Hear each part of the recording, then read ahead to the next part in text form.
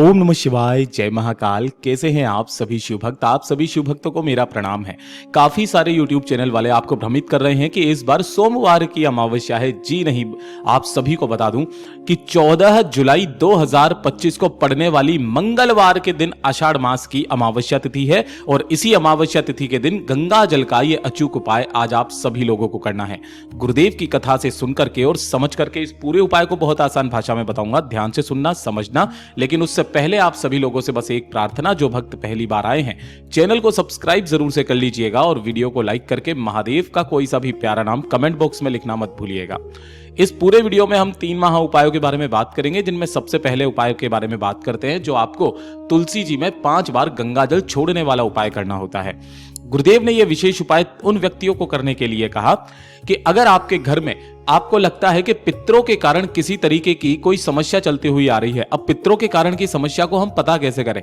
कई बार क्या होता है, हमारे घरों में अचानक से ही धन की समस्याएं आने लगती है, बीमारियां बेवजह आने लगती है, बीमारियों में खर्च बढ़ जाते हैं, बनते बनते कार्य आपके बिगड़ने लगते हो, तो समझो आपके घर के कोई ना कोई जो पितर हैं वो नाराज हैं। और उन्हीं पितरों के तुल्य ये वाला उपाय किया जाता है जिससे आपके पितृ तर्पित होते हैं, खुले हाथों से आशीर्वाद देते हैं। गुरुदेव ने कहा था कि अगर आपके अपने घर के किसी भी कार्य को करवाना है तो अमावस्या की रात्रि इस उपाय को करना बिल्कुल भी मत भूलना।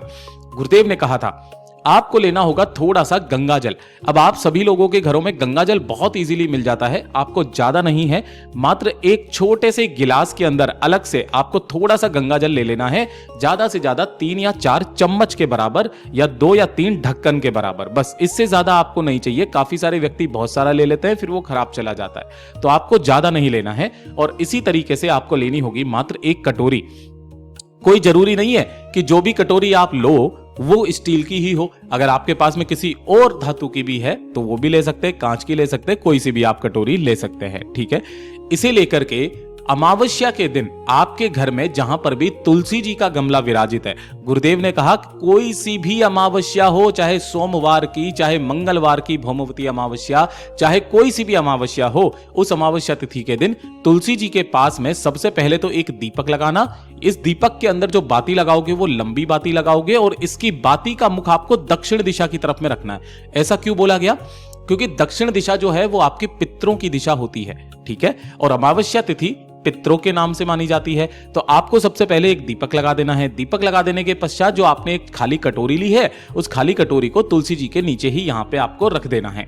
रख देने के पश्चात अपना दाहिना हाथ खोलना, उसी दाहिने हाथ के ऊपर आपको थोड़ा सा गंगा जल लेना है अपनी हथेली में।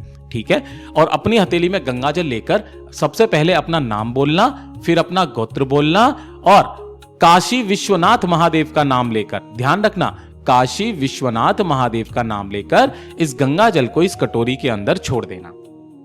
एक बार छोड़ा, फिर से वापस आपको थोड़ा सा गंगा जल अपने दाहिने हाथ की हथेली में लेना है, अपना नाम और गोत्र बोलना है, काशी विश्वनाथ महादेव का नाम लेकर फिर से वापस गंगा जल इसी कटोरी में छोड़ देना। इसी तरीके से आपको 5 या फिर 7 बार, गुरुदेव ने कहा या तो 5 बार या 7 बार अपना नाम और गोत्र बोलकर हथेली में लिए हुए गंगा जल को इस कटोरी के अंदर छोड़ना है, ना कि तुलसी जी की जड़ों में। जैसे ही आप 5 से 7 बार छोड़ देंगे, उसके पश्चात ढोक दे करके आप चले जाएंगे। ठीक है ना? इस वाले उपाय को किसी भी समय पर कर सकते हैं, लेकिन थोड़ी सी देर के लिए रुकिएगा।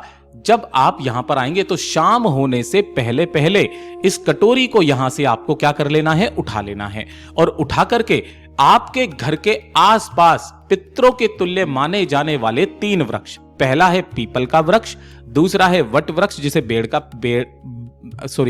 का पेड़ भी कहते हैं, और तीसरा है बेलपत्र का पेड़ जो माता पार्वती के आंसुओं से पैदा हुआ। इन तीनों पेड़ों में से किसी भी पेड़ के नीचे उस गंगा जल को अपनी कामना कहकर के समर्पित कर देना। पूज्य गुरु जी ने कहा महाराज, उस घर के सारे जितने भी पितृ होते हैं ना, वो पितृ तृप्त होते हैं, खुले हाथों से आशीर्वाद लुटाते हैं। और आप सभी लोगों को इस उपाय को इस अमावस्या के दिन जरूर करना है। दूसरा जो उपाय पूज्य गुरु जी ने बताया था कि इस वाले उपाय को क्यों करना है, कैसे करना है, सबसे पहले उसके बारे में जानेंगे। और उसके पश्चात इस उपाय को करने के लिए आपको चाहिए क्या?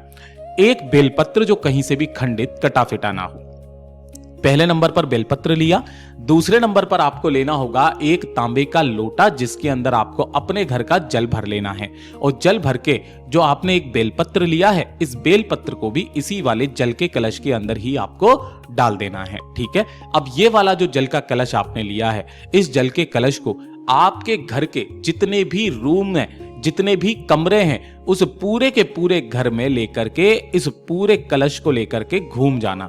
पूरे घर में घूम जाने के पश्चात आपके घर में जहां पर भी पानी पीने का स्थान होता है, जिसे हम लोग परिंदा कहते हैं हमारी किचन के अंदर, अगर वो नहीं है तो आपके घर में आरओ सिस्टम लगा होगा, और अगर वो भी नहीं है तो आपके घर की किचन में किसी भी जगह पर इस कलश को पूरी रात्रि भर के लिए ढक करके रख देना और इसके पास में एक लंबी बाती का दीपक जला देना। पूरी रात्रि भर इसे जलते रहने दीजिएगा, आपको यहां से उठाना नहीं है।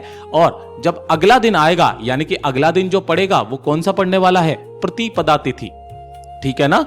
तो उस प्रतिपदा तिथि के दिन आपको इस कलश को यहां से उठाना है। इसे लेकर आपके घर के आसपास जो भी भोलेनाथ का मंदिर है, शिवालय है, शिवलिंग है, वहां पर आपको पहुंचना है। शिवलिंग के पीछे की तरफ में आसन लगाकर बैठकर उत्तर दिशा की तरफ में मुख करके दोनों हाथों में उस कलश को लेकर के अपना नाम, अपना गोत्र और अपनी कामना कहकर के जो भी भक्त महाराज समर्पित कर देता है शिवलिंग पर ना, उसकी जितनी भी घर की समस्याएं होती है वो सारी घर की समस्याएं हमेशा के लिए समाप्त हो जाती है। अमावस्या के दिन आने वाली जितनी भी ये समस्याएं होती है, अक्सर आपके पितरों के कारण आपके घर में होती है।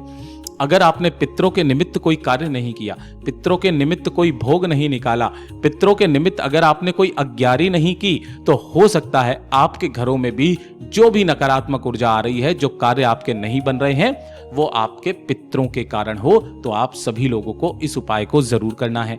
बात करते हैं हमारे तीसरे वाले उपाय की।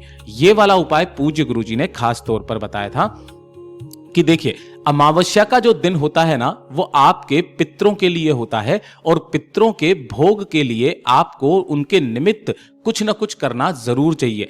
जिनके घरों के पितृ खुश रहते हैं महाराज, उसके घरों की दिन दूनी रात चौगुनी तरक्की होती है।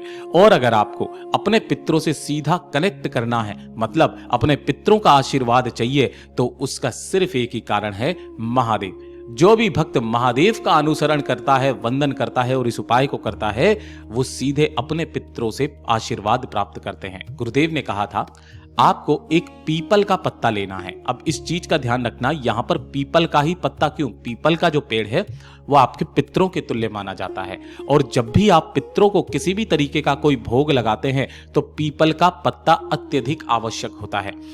पीपल का पत्ता लेना है और इसी के अलावा आपको क्या करना है? कुछ भी मीठा भोग, ध्यान रखना, अब यहां पर जो भी आप मीठा भोग लोगे ना, तो मार्केट से कुछ भी मत लेकर के आना। गुरुदेव ने कहा था कि जो मार्केट से आप लेकर के आते हो ना, वो भैंस के दूध का बनाते हैं। आपको यहां पर जो भी मीठा बनाना है, दूध का बनाना है, गुरुदेव ने कहा कि उसे आपको गाय के दूध से बनाना है। इस चीज का ध्यान रखना, भैंस का दूध आपको भूल करके भी पितरों के भोग में काम में नहीं लेना चाहिए। इससे आपको दोष लगता है, पाप लगता है। गाय का दूध अगर नहीं मिलता है, गाय के दूध की मिठाइयां नहीं मिलती है, तो हम लोग क्या करें? तब गुरुदेव ने कहा था कि आप कुछ मत करो, गाय का दूध लेकर के आओ और उसी दूध की खीर अपने घर पर बना लो। ठीक है, वही वाली खीर का भोग आपको पीपल के पत्ते के ऊपर रख करके और एक लोटा शुद्ध जल अपने घर का लेकर तांबे के कलश में और लेकर के पहुंच जाना किसी भी पीपल के पेड़ के पास में। पीपल का पेड़ ना हो तो किसी भी बेलपत्र पेड़ के पास में, बेलपत्र का पेड़ ना हो तो किसी भी वट वृक्ष के पास में। वैसे तो गुरुदेव ने कहा कि पीपल का पेड़ आपके घर के आसपास कहीं पर भी मिल जाएगा। घर में अगर कोई बेलपत्र का या वट वृक्ष का पेड़ लगा हुआ है तो वहां पर भी कर सकते हैं। सबसे पहले अपने दोनों हाथों में उस पीपल के पत्ते को लेकर के अपने समस्त पितरों का आग्रह करना, निवेदन करना, उनसे अपना भोग स्वीकार करने की कामना करना, उन्हें मतलब आमंत्रण करना। आमंत्रित करके इस पीपल के पत्ते को पिपलेश्वर महादेव का नाम लेकर पीपल पेड़ की जड़ों में ही समर्पित कर देना है। और समर्पित कर देने के पश्चात जो आपने एक लोटा शुद्ध जल लिया है, उस एक लोटे शुद्ध जल को दोनों हाथों में लेकर के ओम पित्राय नमः या पितृ संबंधित जो मंत्र आपको आता है उस मंत्र का स्मरण करके, ओम पितृभ्य नमः वैसे तो मंत्र होता है, उस मंत्र का स्मरण करके जो भी भक्त मात्र अमावस्या के दिन इस उपाय को करता है, महाराज उसके घर के पितृ जीवन भर उसको आशीर्वाद प्राप्त करते हैं। पूज्य गुरु जी के सभी उपाय बहुत ही ज्यादा खास और अद्भुत है, जरूर कीजिएगा। वीडियो पसंद आए तो लाइक करना, चैनल को सब्सक्राइब जरूर कीजिएगा।